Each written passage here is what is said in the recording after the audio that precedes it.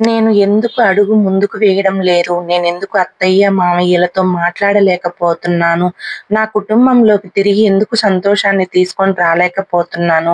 నేను పిరికిదాన్ని కాదు కదా! నాది వెనకడుగు వేసే తత్వం కాదు కదా! మరి ఎందుకిలా రాయిలా ఉండిపోయాను? ఇంట్లో సమస్యలని చక్కబెట్టి, ఇంటిని చక్కబెట్టాలి. ఆ భాగ్యం వాళ్ళ బండారాన్ని బయట పెట్టడం నా బాధ్యత. ఈ విషయాల్లో నేను ఆగిపోను. ఇవన్నీ జరగాలంటే ముందు మావయ్య గారికి నాపై ఉన్న కోపాన్ని తీసేయాలి అని అనుకొని ఆటోని రామరాజు గారి రైస్ మిల్ దగ్గరికి పోనీ అన్నా అని అంటుంది నర్మద. అనంతరం నేరుగా రైస్ మిల్ దగ్గరకు వెళ్తుంది నర్మద. అయితే నర్మదను దూరం నుంచి చూసిన రామరాజు, రే తిరుపతి తను ఎందుకు వచ్చిందో కనుక్కొని మాట్లాడి పంపించు అని అంటాడు. దాంతో తిరుపతి వెళ్ళి ఏమైంది, ఏం కావాలి అని అడుగుతాడు. నేను మామయ్య గారితో మాట్లాడాలి అని రామరాజు దగ్గరకు వెళ్తుంది. అయితే రామరాజు మాత్రం నర్మదను చూసి మొహం తిప్పేసుకొని తెగ ఇబ్బంది పడుతూ ఉంటాడు. అయితే నర్మద చొరవ తీసుకొని మామయ్య మీతో మాట్లాడాలి అని అడుగుతుంది. మాట్లాడడానికి ఏం లేదు అని అంటాడు. మిమ్మల్ని బాధ పెట్టినందుకు క్షమాపణ కోరుతున్నా. దయచేసి ఈ ఒక్కసారికి నాకు సంజాయిషి చెప్పుకునే అవకాశం ఇవ్వండి ప్లీజ్ అని ప్రాధేయపడుతుంది నర్మద. అయితే రామరాజు నర్మదతో మాట్లాడకుండా రే తిరుపతి ఫ్యామిలీ మ్యాటర్స్ ఇక్కడ మాట్లాడకూడదు. తనని వెళ్ళమని చెప్పు అని అంటాడు. మరి అప్పట్లో శ్రీవల్లి వచ్చి ఇంట్లో వాళ్ళందరి గురించి ఎక్కిస్తుంటే సమ్మగా విన్నాడు. ఇప్పుడు నర్మద మాట్లాడుతుంటే మాత్రం ఫ్యామిలీ మ్యాటర్ ఇక్కడ మాట్లాడకూడదని అంటాడు. దాంతో నర్మద లేదు మావయ్య నేను చెప్పాల్సింది చెప్పే వెళ్తాను అని అంటుంది. చెప్తుంటే అర్థం కాదా అని కోప్పడతాడు. పాపం అంత దూరం నుంచి వచ్చింది కదా, ఏం చెప్తుందో వినొచ్చు కదా, నీకు ఇబ్బంది ఏంటని తిరుపతి చురక వేస్తాడు. నువ్వు చెప్పమ్మా అని నర్మదకి సైగ చేస్తాడు తిరుపతి. దాంతో నర్మద చూడండి మావయ్య, కూతురికి ఏదైనా కష్టం వస్తే మొదట చెప్పుకునేది తండ్రికి.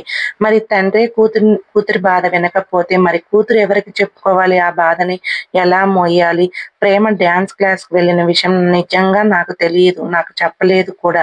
కానీ ప్రేమకి నేను ఎందుకు సపోర్ట్ చేశానంటే తను నాకు చెల్లెలు లాంటిది. ప్రస్తుతం తనకి నా అనే వాళ్ళెవ్వరూ లేరు. తన భర్త కష్టం చూడలేక జాబ్ చేయాలని అనుకుంది. అందులో న్యాయం ఉందనిపించింది అని ఎమోషనల్ అవుతుంది నర్మద.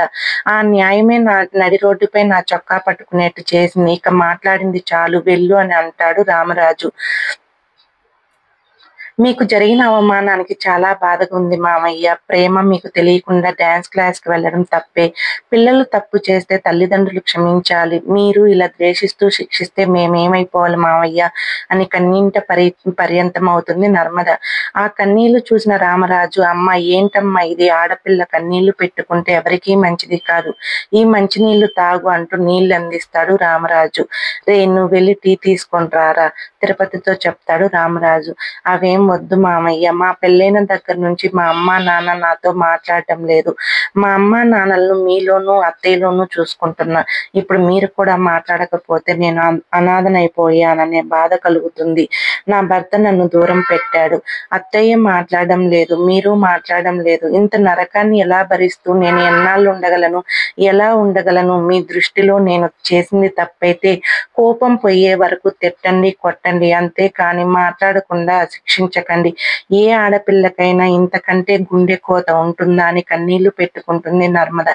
ఏడొద్దని చెప్పాను కదా, ఏడవకు తల్లి అని అంటాడు రామరాజు. మీరు మాట్లాడకపోతే ఏం చెయ్యాలి? మీరు నాతో మాట్లాడతానంటే ఆపేస్తాను అని అంటుంది నర్మద. మాట్లాడతాను ఏడవకని ఓదార్చుతాడు రామరాజు.